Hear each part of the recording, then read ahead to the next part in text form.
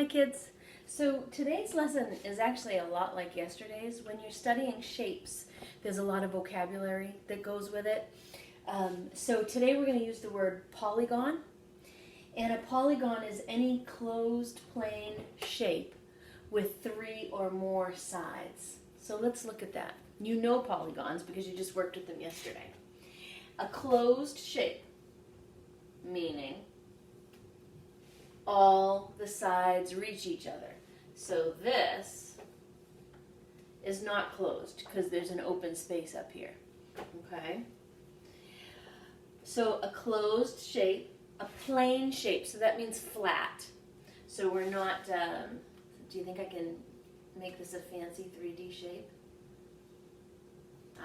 So that would not be a polygon because we want it to be a flat or a plane shape. And it's got to have at least 3 or more sides. So that makes sense because no matter how you draw 2 sides, they're not going to close. They're not going to be closed. So it's any polygon. You worked with a lot of polygons yesterday. So all of the triangles, all of the quadrilaterals,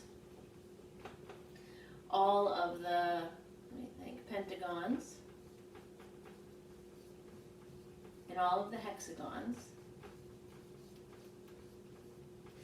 are all polygons. They all fall under that umbrella.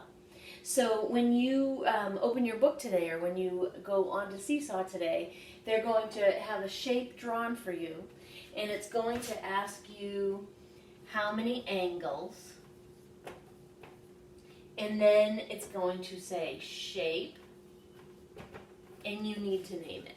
So, for instance, if they draw this shape, you will look at the number of sides and the number of vertices, and you'll decide which shape it is. It has 3 of each, so it's triangle. So here you would write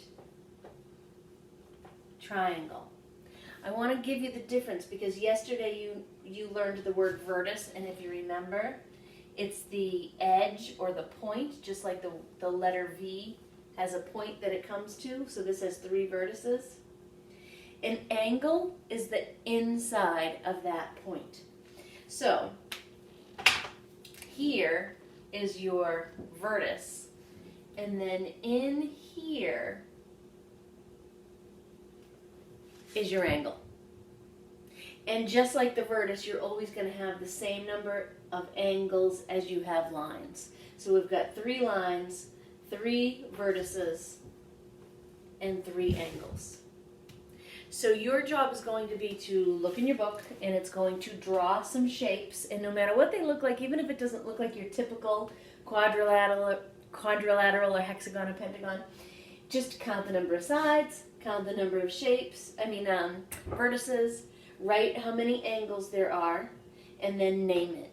And if you need to flip back to yesterday's pages, then you can do that, or if you flip back to the pages in your homework book, it has all of this written out for you if you can't remember which ones are which.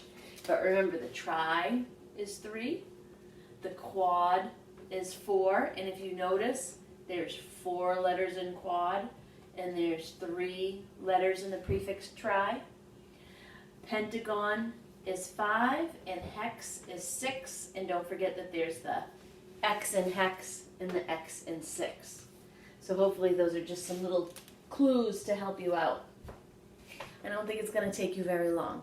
So there's a lot of vocabulary that goes along with this, but once you kind of get the hang of which shapes have how many sides and angles, today's lesson is going to be a lot like yesterday's, and it'll go pretty quickly. All right? Have a good day.